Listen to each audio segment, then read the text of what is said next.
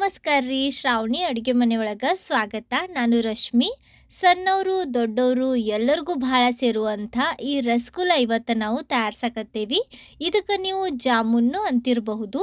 ನಾವು ಸಣ್ಣವರಿದ್ದಾಗ ನಮ್ಮ ಸ್ಕೂಲ್ ಹೊರಗೆ ಒಂದು ಸಣ್ಣ ಅಂಗಡಿ ಇತ್ತು. ಅದ್ರಾಗ ಇವು ಸಿಕ್ತಿದ್ವು 25 ಪೈಸಾಕ್ಕೆ, ಅಂದ್ರೆ 4 ಆನೆ ಅಂತೇವು ನೋಡ್ರಿ.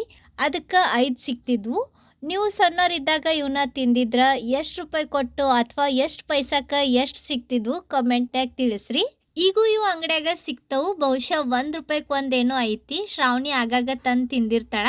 ಇವನ್ನ ಟ್ರೆಡಿಷ್ನಲಿ ಮೈದಾ ಹಿಟ್ಟಿನಿಂದ ತಯಾರಿಸ್ತಾರ. ಆದ್ರೆ ಇವತ್ತು ನಾವು ಒಂದು ಬೇರೆ ರೀತಿಯಲ್ಲಿ ಇವನ್ನ ತಯಾರ್ಸಕತ್ತೀವಿ.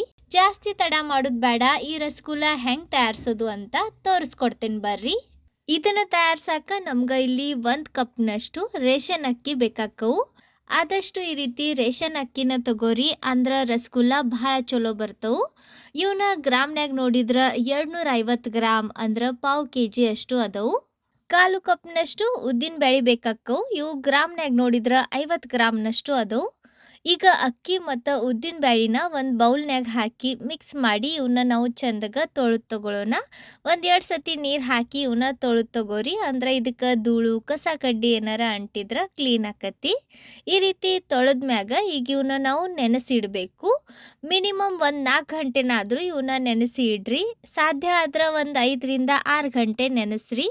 ನಾನು ಇವನ್ನ 4 ಗಂಟೆ ಇಟ್ಟಿದ್ದೆ ನೋಡ್ರಿ. ಅಕ್ಕಿ ಮತ್ತು ಉದ್ದಿನ ಬೇಳೆ ಈ ರೀತಿ ಚಂದಗ ನೆನಿಬೇಕು. ಈಗ ಇದ್ರಾಗಿನ ಪೂರ್ತಿ ನೀರು ಬಸ್ತು ಇವನ್ನ ನಾವು ಗ್ರೈಂಡ್ ಮಾಡ್ಕೊಂಡು ತಗೊಳ್ಳೋಣ. ಗಮನ ಇರಲಿ, ಇದ್ರಾಗಿನ ಪೂರ್ತಿ ನೀರು ಬಸೀರಿ. ನೀರು ಬಸ್ತು ಇವನ್ನ ನಾವು ಗ್ರೈಂಡ್ ಮಾಡಬೇಕು. ನಾವು ದೋಸೆ ಹಿಟ್ಟು ಗ್ರೈಂಡ್ ಮಾಡ್ತೇವೆ ನೋಡ್ರಿ, ಹಂಗೆ ಫೈನ್ ಗ್ರೈಂಡ್ ಮಾಡ್ಕೊಂಡು ತಗೋರಿ. ಆದರೆ ಇದನ್ನು ಗ್ರೈಂಡ್ ಮಾಡುವಾಗ ನೀರು ಹಾಕಬೇಡ್ರಿ. ಗ್ರೈಂಡ್ ಮಾಡಬೇಕಾದ್ರೆ ಇದು ಬಹಳನ ಗಟ್ಟಿ ಆಗೈತೆ ಅಂತ ಅನಿಸಿದ್ರೆ ಒಂದು ಸ್ವಲ್ಪ ನೀರು ಹಾಕ್ರಿ. ನೋಡ್ರಿ, ಇಲ್ಲಿ ನಾನು 1-2 ಚಮಚ ಅಷ್ಟು ನೀರು ಹಾಕಾಕತ್ತೀನಿ. ಇವನ್ನ ನಾವು ನೆನ್ಸಾಕಿಟ್ಟಿದ್ವಿ ನೋಡ್ರಿ, ಅದ ನೀರು ಹಾಕಿ ಇದನ್ನು ಗ್ರೈಂಡ್ ಮಾಡಿರಿ. ನೀವು ಇಲ್ಲಿ ನೋಡಾಕತ್ತಿರ್ಬೋದು ನೋಡ್ರಿ, ಈ ರೀತಿ ಇದ್ರ ಕನ್ಸಿಸ್ಟೆನ್ಸಿ ಇರಬೇಕು. ಇದು ಗಟ್ಟಿ ಇರಬೇಕು, ತೆಳ್ಳಗಿರಬಾರ್ದು. ಈಗ ಇದನ್ನು ಒಂದು ಸ್ವಲ್ಪ ಹೊತ್ತು ಹಂಗೆ ಸೈಡ್ ತೆಗೆದಿಡ್ರಿ. ಮುಚ್ಚಳ ಮುಚ್ಚಿ ಇದನ್ನು ಹಿಂಗೆ ಇಟ್ಟು ಈಗ ಇದಕ್ಕೆ ನಾವು ಪಾಕ ರೆಡಿ ಮಾಡ್ಕೊಂಡು ತಗೊಳ್ಳೋಣ. ಪಾಕ ಮಾಡಕ್ಕೆ ನಾನಿಲ್ಲಿ ಅಗಾರೋ ಟ್ರೈಪ್ಲೈ ಸ್ಟೀಲ್ ಪ್ಯಾನ್ ತೊಗೊಂಡೇನಿ. ನಮ್ಗೆ ಇಲ್ಲಿ 1 ಕಪ್ನಷ್ಟು ಸಕ್ಕರೆ ಬೇಕಾಕತ್ತಿ. ಇದು 250 ಗ್ರಾಮ್ನಷ್ಟು ಐತಿ. ನಾವು ಎಷ್ಟು ಅಕ್ಕಿ ತೊಗೊಂಡಿರ್ತೀವಿ ನೋಡ್ರಿ, ಅಷ್ಟು ಸಕ್ಕರೆ ತಗೋಬೇಕು. ಈಗ ಇದನ್ನ ಪ್ಯಾನ್ಯಾಗ ಹಾಕಿ 1 ಕಪ್ನಷ್ಟು ನೀರು ಹಾಕಿ ಗ್ಯಾಸ್ ಹೈ ಫ್ಲೇಮ್ನಾಗ ಇಟ್ಟು ಸಕ್ಕರೆ ಕರಗಿಸ್ಕೊಂಡು ತಗೊಳ್ಳೋಣ.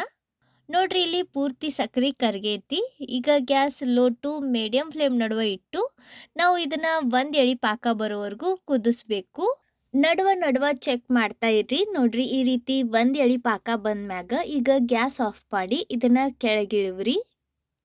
ಈ ಸ್ಟೇಜ್ನಾಗನ ಇದ್ರಾಗ ಒಂದು ಸ್ವಲ್ಪ ನಿಂಬೆ ಹಣ್ಣಿನ ರಸ ಹಾಕ್ರಿ, ಅಂದ್ರೆ ಪಾಕ ಗಟ್ಟಿ ಆಗಂಗಿಲ್ಲ. ಇದನ್ನ ಕಲಸಿ ಈಗ ಇದನ್ನ ಕೆಳಗಿಳಿವಿ. ನಾವೇನು ಹಿಟ್ಟು ನೆನಕಿಟ್ಟಿದ್ವಿ ನೋಡ್ರಿ, ಅದ್ರ ಒಳಗೆ ನಾವು ಬೇಕಿಂಗ್ ಸೋಡಾ ಮತ್ತು ಬೇಕಿಂಗ್ ಪೌಡರ್ ಹಾಕಬೇಕು. ನಾನಿಲ್ಲಿ 1 ಚಮಚೆಯಷ್ಟು ಬೇಕಿಂಗ್ ಪೌಡರ್ ಮತ್ತು 1/4 ಚಮಚೆಯಷ್ಟು ಬೇಕಿಂಗ್ ಸೋಡಾ ಹಾಕಾಕತ್ತೀನಿ. ಬೇಕಿಂಗ್ ಪೌಡರ್ ಬೇಕಂದ್ರೆ ಒಂದು ಸ್ವಲ್ಪ ಹೆಚ್ಚು ಮಾಡ್ಬೋದು, ಆದ್ರೆ ಸೋಡಾ ಮಾತ್ರ ಜಾಸ್ತಿ ಹಾಕಕ್ಕೆ ಹೋಗ್ಬೇಡ್ರಿ. ಇವನ್ನ ಹಿಟ್ಟಿನಾಗ ಕಲಿಸ್ಕೊಂಡು ತಗೊಳ್ಳೋಣ. ಇವನ್ನ ನಾವು ಹೆಂಗೆ ಕಲಿಸ್ತೀವಿ ಹಂಗೆ ಬ್ಯಾಟರ್ ಈ ರೀತಿ ಒಂದು ಸ್ವಲ್ಪ ಹಗುರ ಮತ್ತು ಫ್ಲಫಿ ಆಕತಿ. ನೀವಿಲ್ಲಿ ಗಮನಿಸ್ತಿರ್ಬೋದು ಬ್ಯಾಟರ್ ಉಬ್ಬೈತಿ. ಈಗ ಇದ್ರಾಗ ನಾವು ಫುಡ್ ಕಲರ್ ಹಾಕಬೇಕು. ಇದು ಟೋಟಲಿ ಆಪ್ಷನಲ್ ಐತಿ. ಆದ್ರೆ ಮಾರ್ಕೆಟ್ ಥರನ ಬರ್ಬೇಕಂದ್ರೆ ಇದ್ರಾಗ ಒಂದು ಸ್ವಲ್ಪ ಫುಡ್ ಕಲರ್ ಹಾಕಬೇಕಾಕತಿ. ನೀವು ಬೇಕಂದ್ರೆ ಲಿಕ್ವಿಡ್ ಫುಡ್ ಕಲರ್ ಹಾಕ್ಬೋದು, ಅಥವಾ ಈ ರೀತಿ ಪೌಡರ್ ಸಿಗ್ತೈತಲ್ಲ ಇದನ್ನು ಹಾಕ್ಬೋದು. ಅಥವಾ ಬೆಟರ್ ಆಪ್ಷನ್, ನೀವು ಬೇಕಂದ್ರೆ ಇದ್ರಾಗ ಬೀಟ್ರೂಟ್ ರಸನೂ ಹಾಕ್ಬೋದು. ಇದನ್ನ ಕಲಿಸ್ಕೊಂಡು ತಗೊಳ್ಳೋಣ. ನೋಡ್ರಿ, ಇದು ರೆಡಿ ಐತಿ. ಈಗ ನಾನು ಮುಂಚೆನ ಗ್ಯಾಸ್ ಮ್ಯಾಗ ಎಣ್ಣೆ ಬಿಸಿ ಮಾಡಾಕಿಟ್ಟಿದ್ದೆ. ಎಣ್ಣೆ ಚಂದಗ ಬಿಸಿ ಆಗೈತಿ.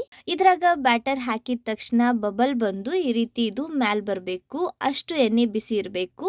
ಗ್ಯಾಸ್ ಮೀಡಿಯಂ ಫ್ಲೇಮ್ನಾಗನೇ ಇಟ್ಟು ಈ ರೀತಿ ಇವನ್ನ ಒಂದೊಂದು ಹಾಕ್ರಿ. ಬಜ್ಜಿ ಹಂಗ ಒಂದೇ ಸತಿ ಹಾಕಬೇಡ್ರಿ. ಎಕ್ಸಾಕ್ಟ್ ರೌಂಡ್ ಶೇಪ್ ಬರಂಗಿಲ್ಲ, ಒಂದು ಸ್ವಲ್ಪ ಬಾಲ ಬಂದ ಬಿಡ್ತೈತಿ. ಆದರೆ ಇವನ್ನ ನೀವು ಹೆಂಗೆ ಹಾಕ್ತೀರಿ ನೋಡ್ರಿ, ಹಂಗೆ ಪ್ರಾಕ್ಟೀಸ್ ಆಗಿ ರೌಂಡ್ ಶೇಪ್ ಬರ್ತೈತಿ. ಇವನ್ನ ಕರಿಯಾಕ ಜಾಸ್ತಿ ಹೊತ್ತು ಬೇಕಾಗಂಗಿಲ್ಲ. ಇವು ಸಣ್ಣ ಆಕಾರದಾಗ ಇರೋದ್ರಿಂದ 1-2 ನಿಮಿಷ ಇವನ್ನ ಫ್ರೈ ಮಾಡ್ಕೊಂಡು ತಗೊಂಡ್ರೆ ಸಾಕು. ಈ ರೀತಿ ಹೊಳಸ್ತಾನ ಇವನ್ನ ಫ್ರೈ ಮಾಡ್ರಿ. ನೋಡ್ರಿ, ಇವು ಫ್ರೈ ಆಗ್ಯವು. ಇವನ್ನ ಎಣ್ಣೆ ಬಸ್ತು ತಕ್ಷಣ ಪಾಕದ ಒಳಗ ಹಾಕಬೇಕು. ಪಾಕನು ಒಂದ್ ಸ್ವಲ್ಪ ಉಗುರು ಬೆಚ್ಚಗಿರ್ಬೇಕು. ಹಿಂಗ ಎಲ್ಲಾ ಜಾಮೂನು ಫ್ರೈ ಮಾಡಿ ತಕ್ಷಣ ಪಾಕದಾಗ ಹಾಕಿ ಕಲಸ್ರಿ. ಅಂದ್ರೆ ಇದಕ್ಕ ಎಲ್ಲಾ ಸೈಡ್ ಪಾಕ ಹತ್ತೈತಿ. ಇವನ್ನ ಪಾಕದಾಗ ಹಾಕಿದ ನಂತರ ಈ ರೀತಿ ಮುಚ್ಚಿ ಇಡ್ರಿ. ಅಂದ್ರೆ ಇವು ಚಂದಾಗ ಪಾಕ ಹೀರ್ಕೊಂತವು. ನೋಡ್ರಿ ಇಲ್ಲಿ ನಾನು ಎಲ್ಲ ಜಾಮೂನು ಪಾಕದಾಗ ಹಾಕಿಟ್ಟಿದ್ದೆ. ಇವು ಪಾಕ ಹೀರ್ಕೊಂಡು ಈಗ ನೀವು ಬೇಕಂದ್ರೆ ಇವನ್ನ ಹಿಂಗುನು ತಿನ್ಬಹುದು ಅಥವಾ ಮ್ಯಾಗ ಸಕ್ರೆ ಕೋಟ್ ಮಾಡ್ರಿ. ನಾನು ಇಲ್ಲಿ ಒಂದು 2 ಚಮಚೆ ಅಷ್ಟು ಸಕ್ರೆ ಹಾಕಾಕತ್ತೇನಿ. ಇವನ್ನ ಪಾಕದಾಗಿಂದ ತೆಗೆದ ತಕ್ಷಣ ಸಕ್ರೆ ಹಚ್ರಿ. ಅಂದ್ರೆ ಇದು ಚಂದಗ ಅಂಟ್ಕೊಂಡಿರ್ತೈತಿ, ಉದ್ರಂಗಿಲ್ಲ. ನೋಡ್ರಿ ಇವು ಹಿಂಗ ಒಳಗಿನ ತನಕ ಪಾಕ ಹೀರ್ಕೊಂಡಿರ್ಬೇಕು. ನಾನು ಇವನ್ನ 2 ಬ್ಯಾಚ್ನಾಗ ಸಕ್ರೆ ಕೋಟ್ ಮಾಡ್ಕೊಂಡು ತಗೊಂಡೇನಿ. ಈಗ ಎಲ್ಲ ಜಾಮೂನ್ ರೆಡಿ ಅದಾವು. ನಮ್ಮ ಕಡೆ ಇದಕ್ಕ ಜಾಮೂನ್ ಅಂತಾರ, ಒಬ್ಬೊಬ್ರು ರಸಗುಲ್ಲಾನು ಅಂತಾರ. ನಿಮ್ಮ ಕಡೆ ಇದನ್ನ ಏನಂತ ಕರೀತಾರ ಕಮೆಂಟ್ನಾಗ ತಿಳಿಸ್ರಿ. ರೆಸಿಪಿ ಚಲೋ ಅನ್ಸಿದ್ರ ಸ್ವಲ್ಪರ ಯೂಸ್ಫುಲ್ ಅಂತ ಅನ್ಸಿದ್ರ ಲೈಕ್ ಮಾಡ್ರಿ. ವಿಡಿಯೋ ನೋಡಿದಕ್ಕ ಧನ್ಯವಾದ.